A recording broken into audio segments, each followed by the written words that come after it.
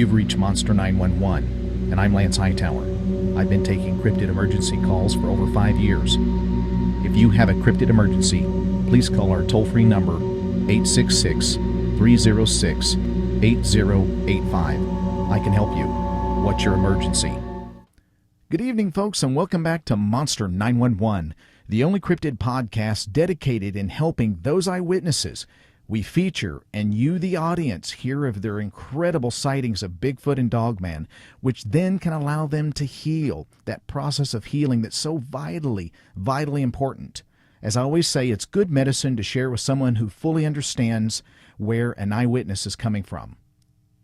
Just a reminder, our website is also currently live at www.monster911.com, and we also have pages on Twitter, Instagram, Facebook, and even Reddit set up now. Just search Monster 911 and look for that familiar logo. If you love the logo and you want to help support the show, guys, we currently have Monster 911 t-shirts. It's pretty cool. They're in our online store, and they're available on the website as well right now.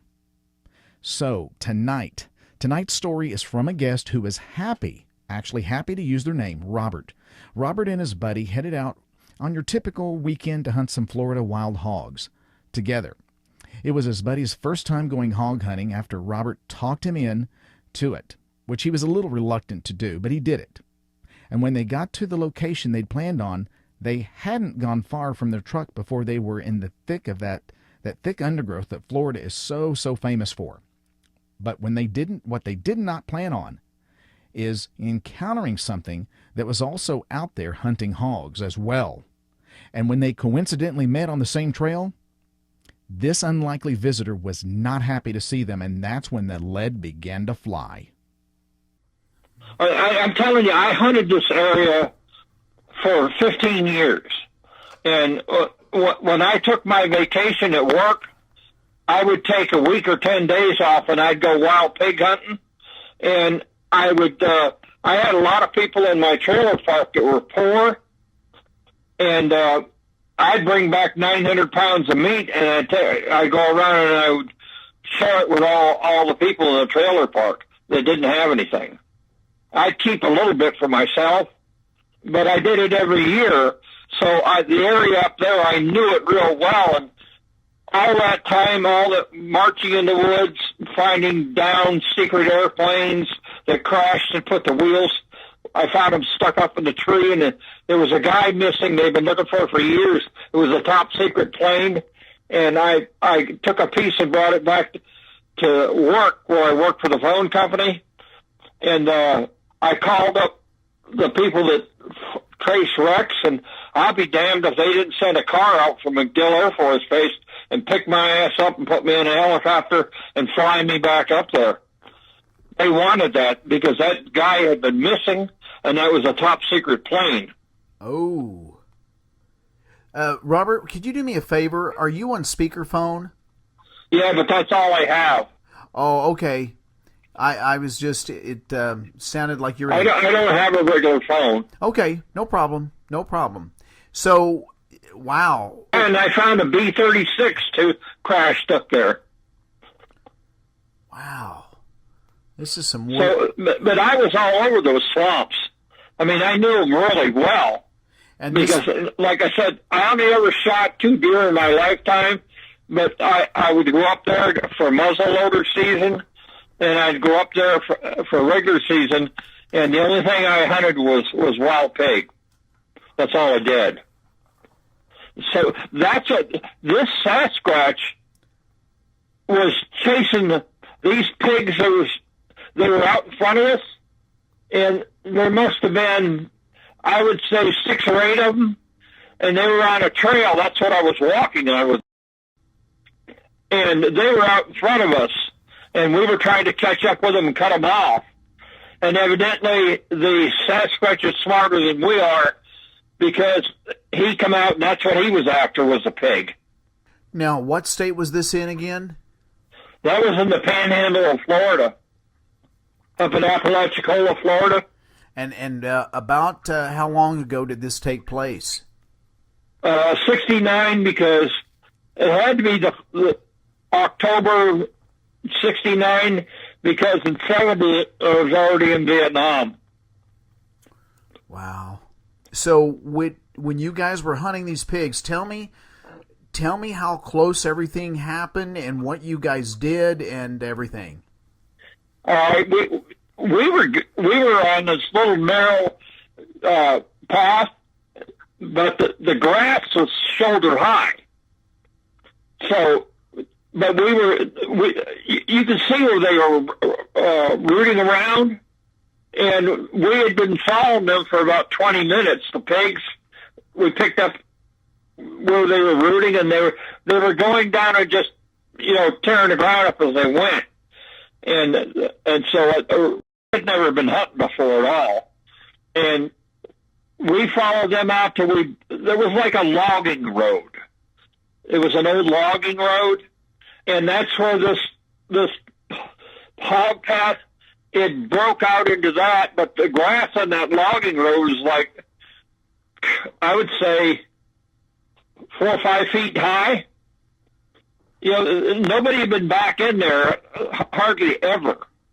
And we were just about to catch them when we stepped out that logging road, and that's when the Sasquatch stepped out on the road at the same time.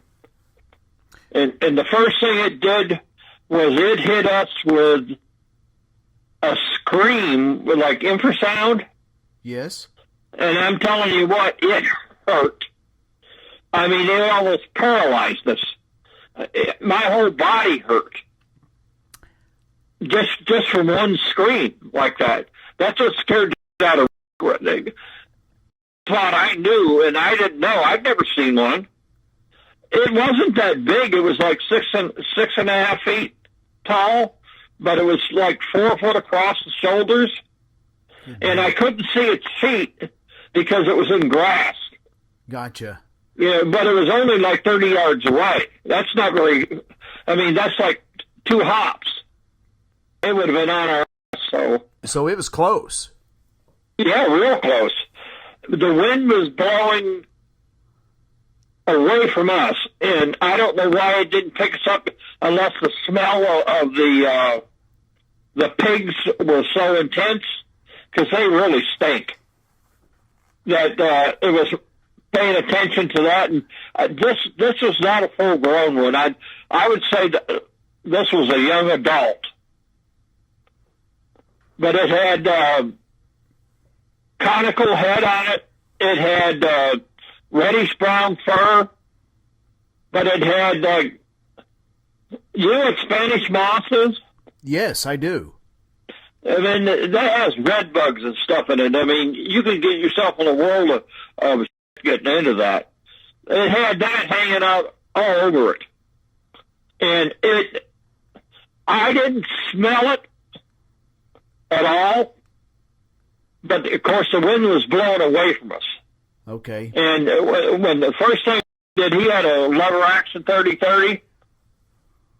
When that thing screamed and that sound hit us, he just fired at it, and he hit it in the shoulder. Oh, wow. And then it got pissed off even more, and then it screamed again, and the second scream was so intense, it made me sick to my stomach. It hurt. It hurt my chest. You know, my whole body hurt. And that's when I turned around after he shot it, and the first thing he did is turn around, and he just happened to run in the right direction towards the truck, because we weren't very far. I had a 67 Chevrolet pickup truck that I hunted in, and we ran back to that thing and got the hell out of there. But the bad thing was we both had secret or above clearances with Honeywell. So if I went back and said something like that, they would have fired me. Yeah. And I carried that all my life through all the places I went. I couldn't tell anybody about this since I saw it, because I had lost my job. When you and got to quiet places outside of work, did you ever talk about it again? No, he wouldn't discuss it. Oh, he wouldn't. He was absolutely. he never went back in the woods again. He was scared. Oh, wow. He never did. No, never. That's the first time he ever went hunting, and I talked him into it. Oh, good night. Good I night. wasn't afraid because I had a Ruger 44 carbine. And, I could have killed it, but I don't shoot stuff I don't eat. That's just the way I am. Oh, sure. I mean, I could have shot it. Shooting it with a 30-30 is like hitting it with a fly swatter. Well, that's what I mean, the size of these things and the girth. How close were you guys again to it when it came out, when he shot it? Less than 30 yards. Oh, my gosh. And this was about what time of the day? It was like between 10 and 11 o'clock in the morning. Oh, so plenty of light. Plenty of light. Yeah. Oh, yeah. It had fur on it or hair that was probably, I don't know, I'd have to estimate it. It happened so fast that we had to run. I was running for my life. I'm not kidding you. Because I'd never even heard of them before. But the fur on that thing was like 3 inches long. And around the face, there was the eyes and the face in that area like that. It was flat nosed and it had, it was gray. And the eyes were wide, spread apart. Yes. And it had a conical head, but I didn't see much more than that because by the time he fired that, I couldn't think of nothing but get the hell out of Dodge. Yeah. Did it chase you guys? Are you aware of it? No, it did not. It ran the other direction. Oh, thank gosh. Yeah, because he could have just ripped us apart. Yeah, because of the size, absolutely. I'm surprised that it didn't charge after that shot. But could you see that the impact of the shot on its shoulder then? Oh, yeah, it screamed. When that bullet hit it in the left shoulder, it screamed. Oh, gosh. And then all that did, that was like hitting it with a fly swatter to me. So the only person I really ever talked to this about, I had a full-blooded Seminole Indian. His name was Harry, and when we would go up and hunt, I'd go every year with a group of people, and we hunted together. And he'd go up there, and he'd stay there the whole hunting season. He wouldn't come back. He stayed up there. And I talked to him about it because he's Native. He was Seminole Indian. He knew about him, but he never talked about him. And, I mean, I got lost out there one time in the swamp, and he had to come find me. And I shot a hog, and we were trying to bring it back to the boat to come back to the area, and I got lost. And that bird just stepped out behind a tree and tapped me on the shoulder, and I almost wet myself. But see, he was afraid. Harry was afraid of zero, nothing. It's hard to do something like this and then leave and you can't talk about it. Yeah, it becomes like PTSD. Well, yeah, that's what, we had a discussion a couple times about that, and that there's more people out there like yourself that's had these encounters, and they may have not have had the top level clearance, in an occupation like you had, but they, because of the position they hold, because of the and whether it's in a small town or it's in a company, it would affect their job. Well, yeah, I mean, that's just it. Your reputation is a lot when you work up to certain occupations, certain levels, and the last thing you want to do is put any question marks in that reputation that you hold in that position. And so when you talk about a hairy creature that came out while you were hog hunting, well, if you put any doubt in anyone's mind, they're going to think you're off your nut there, and then you could have some ridicule and loss of job for sure. And so people don't talk about it. And the problem with that, though, is that back in '69 and even now, there's no such thing as a cryptid therapists that you can get certified in. And so these shows allow people to have some therapy and sharing, because we all know people that are psychologists, guidance counselors, everyone agrees that sharing during an emotional event, that it is very, very helpful. It creates a common bond or a common link, especially when you're explaining what happened to someone and you're not at a position of trying to convince them. You don't have to convince me.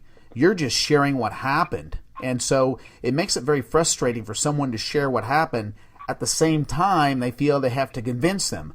And it's just very frustrating and for people to do that. But even to this day, people will go to their grave not saying it. And the problem is it creates a lot of post-traumatic stress and even disorders, and they have emotional issues, they have coping issues, and it can affect relationships and ultimately their job, ironically, because they can't release this stuff out. I should have been able to handle this better. I mean, I've had a lot of training, a lot of mental training, working with them. Yes. But I'm still human. Well, and that's just it. I mean, the only way that I can see, when someone gets trained, whether it's in combat military or anything that is frightening to see at first, it's frightening. So it takes a little bit of desensitization over and over and over and over to get to the point where it's not such a traumatic emotional connection. And so, on something like this that you didn't quite know if they existed or not, it sounds like, and then all of a sudden, wham, 30 yards away, you see this thing, it screams, so now it's really physical, and then your buddy shot at it and you saw that and it screamed again. I mean, your mind is racing, is this real? Is this not real? And it's so massively scary and big that your mind cannot wrap around or fathom this possibility. How can it be so? And so for the first time encountering this thing, it is hard. You just, no matter, and it doesn't really have, in my mind, anything to do with a high level of intelligence to someone or anything. It's just we're emotional beings. And, our mind wants to figure things out and understand why and how come. And it can't arrive at that moment of an answer. And it's frustrating. And you really can't talk to anybody. And you want to talk to someone, but who do you talk to? And especially at the level you were at, because if anyone caught wind of that you were going somewhere talking about this, let alone if you were doing, there's just no way you could have done anything without someone knowing something at the level you were at with this company. No, because I went out one night and had a couple of drinks with my friends, and somebody in the bar mistook me for somebody else and punched me. And I went to work the next day, and security hauled me in. And my job was on the line because of that. I didn't do anything. I didn't lay a hand. I didn't lift a finger, and they still went after me. In Seminole, where I lived, in Seminole, Florida, I knew that these things were around, but I didn't pay any attention to it because one of the ladies at the elementary school was coming. We had to drive through like a forest to get to the school because it was all forested from where I lived down there. And she was coming back, and she ran into one of these things crossing the road. Now, I'd never seen it. I only, because my kids went to this school, I heard rumors from the other people about it. But she hit this thing with her car, and it totaled her car with its hands. And what this thing was doing was, there's a lady that lived there that had a chicken farm. It was stealing her eggs. Oh, yeah, good food source. But I didn't pay any attention to it because it didn't mean anything to me. It was just a story. But when you turn around and put together one standing, that close to you, screaming at you. The thing that scared me the most was the infrasound. I mean, we left and we drove out of Apalachicola and went in town, and we stopped to get something to eat. But I was so sick to my stomach, I was throwing up. It made me ill. When it screamed, there was obviously you could hear an obvious auditory, loud, deafening scream, but you're saying within that sound, there was also sound waves that just affected... It's like a lion roars and it stuns its prey. Yes. It's like that. Oh, but yeah. when that sound hit us, that's what scared me so bad. And fortunately, we weren't very far from the truck. We knew where we were. So it wasn't, when we turned and ran, we were back at the truck, I don't know, within 15 minutes or so. But being blasted by that frequency, it's just amazing to me. I can see right now why the government's trying to capture them, because they want to reproduce that voice box as a weapon. Well, we've heard this numerous times of people getting screamed at, and it's just, it rattles their insides. As they would say, it rattles their lungs and their guts. And in some cases, it just makes them sicker than a dog. It's hard to say with some, is it the shock of seeing that? Because, when someone goes in shock, you can also have that as well in a shock state where they get nauseous. But on the same token, just what you said, this infrasound, I believe that they do emit, has that capability as well. So is it both? Who knows? But it's likely what you were talking about is this infrasound, and it's such a powerful auditory disturbance to the physiology that it's caused confusion, sickness, nauseousness. Who knows what else it can cause physiologically to us, and as well as what can it cause to prey? When they're hunting, we don't know that. What surprises me is that they came after me and met me, and I was on vacation in a bar. The government did, and the guy, I was in Phoenix, and they walked up to me. They had my whole file. They knew what programs I worked on. They knew my clearance levels. They knew everything, and they were recruiting. I built the first hard drives.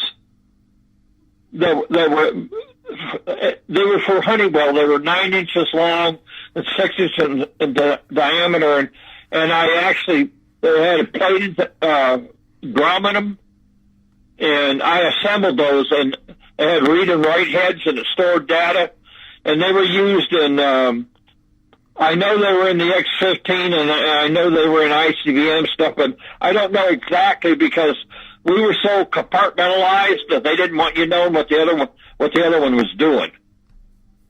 Oh, gotcha. Yeah, I worked with a guy named, and he worked on a 330 program. I worked on the 390 program, amongst other things. And one day he came to me when we were eating lunch and asked me, what is blah, blah, blah, blah. And I said, well, I don't know. Let's ask. And so when we went in and asked, we got dragged into the damn office, and we got told that they were going to read us into the program. If we said a word to anybody, we'd go to jail. Tell me this. I mean, this kind of gets off on a different tangent here, so I don't mean to, but that kind of leads into a question I have. That aside from this sighting that you had some years ago, and at the clearance level that you had working on some top secret military aircraft and equipment, was there such a term at that time as shadow government or deep state, or different types of groups that were really not known by the public at that time that kind of floated around or circulated around within your employment? Any? No, I never heard of it. I know we were, when I worked at Honeywell, we were able to go to the Cape and take private tours and do all that. But every time that happened, I got stuck on an RG program, and it's like that X-15 that crashed. The guy talked all the way to impact to save everybody from dying behind him. But something was wrong with it, and it was wired wrong, and when he pushed the thrusters, it drove back to the atmosphere and ripped the wings off the thing. But I had to recover the data off that kind of stuff. Oh. And you can't say nothing to anybody about nothing. Of course not. Of course not. I never got to watch a launch other than from my backyard. Now, on Fridays, I would go to the lunchroom, and I'd sit down and we'd eat lunch with the astronauts. Oh, really? Yeah. Did you ever? They wanted to know everything because this thing was being built by the lowest bidder, so everybody was involved with anything with it. They all sat and talked, and everybody was on the same level, and they wanted to know pros and cons, what you thought. And Neil Armstrong, when my son was doing a paper in high school, I took and introduced him to him.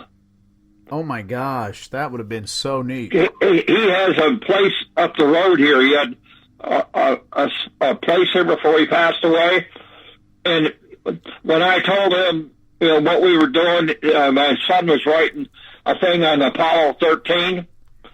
He sent us all kinds of... My son got an A on the report. I bet he did. There's nothing like bringing an astronaut, the real thing, to the class. And you talk to somebody and you tell them something like that, and they think, "Oh, you're full of shit," Well, because... I never had that problem because anything I told somebody, I could back it. It's like when I worked for Honeywell here. I told them I worked for Honeywell Aerospace and I wanted them to bridge my time, and they told me I was full of shit. So I went into my records and I pulled out 6 suggestion awards issued to me for going beyond the duty for suggestions to fix stuff for Honeywell Aerospace. Yes. And then I had to go back, and I was talking to people about my Social Security, and finally the guy said, "Well, you know what? All you got to do is send me $10, and I'll send you a complete record that you work for Honeywell, because we have all those records. They're full of... They can't do that to you." They had to bridge 4.5 years to my time. Oh, wow. Because I walked in there and sat down with the HR lady, and I laid 6 of these Honeywell Aerospace rewards for outstanding performance, signed by the president of Honeywell.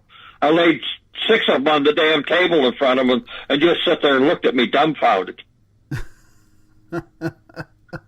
I'm sure they did. You know what? Some people did. I don't. Right.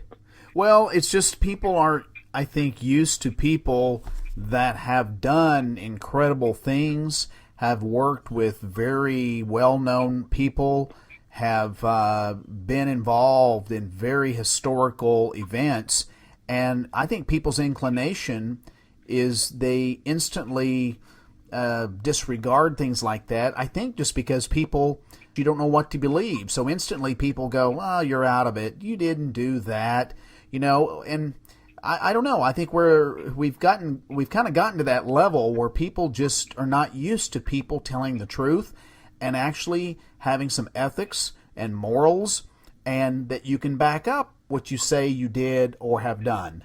I'm really glad that I found you guys, because I need to redirect my energies in a different... I want the time I have left to make a difference. Well, we will work very hard with you to make that happen. We will work very hard, and I'll get up and look if I got an email from you But I took pictures of the newest camera, the one with the switch on it showing the screens, infrared and color. Okay. And I labeled the whole thing, and that's all done. But today, that switch I used was for my father-in-law's stuff where he worked at Sanders, and I put it in there to honor him. Sure. And I shouldn't have done it because it was 20 years old. But C&K switches are really good quality stuff. But today I just went online and I ordered one switch that wound up costing me like $20. Okay. But it won't be here till like next Tuesday or Wednesday. And that's okay. I'll put it in, but then it'll stop all this stuff. I'm absolutely guaranteed it's going to work. I'm not going to have any. It was intermittent. You could move the switch and the video would come and go. An infrared. Oh, that's the switch. Okay. That's interesting. And what it was is that switch is probably so old. Yeah. And I can't put nothing down inside of it to clean it. And the only thing to do is to replace it with a new one. You can't take the chance when it's something that's important. Oh, absolutely. So I'm just impatient. We're in no hurry here, so we're in no hurry. And I did send it. I think the first time I sent it, I was off by a letter on that, but I think I got it right this time. So you should have received the email. What we'll do, we'll stay in contact still. And you should receive it, and I'll call you again this weekend just to confirm that, Robert, if that's okay. Okay. In ending this here, and I can't thank you enough for sharing what happened to you and... yeah, he was a co-worker at Honeywell. Okay. And what happened, I mean, I can't thank you enough for sharing that, and I can't imagine that being bottled up since '69 and can't even share it with anybody. No, because they immediately jerked my clearance. In ending here, if there was something, any advice that you would have anybody, if people say that this Bigfoot doesn't exist, this creature doesn't exist. Tell them to call me. Okay, that's what I was. I'm serious. I'll tell them. I've been close enough. You have no idea. Yeah. I mean, there's no words to describe it. Who created these things? Yeah. Lots of questions. Lots of questions. But if you want to refer anybody, you want me to talk or help anybody, you tell them to call me. I'll talk to them.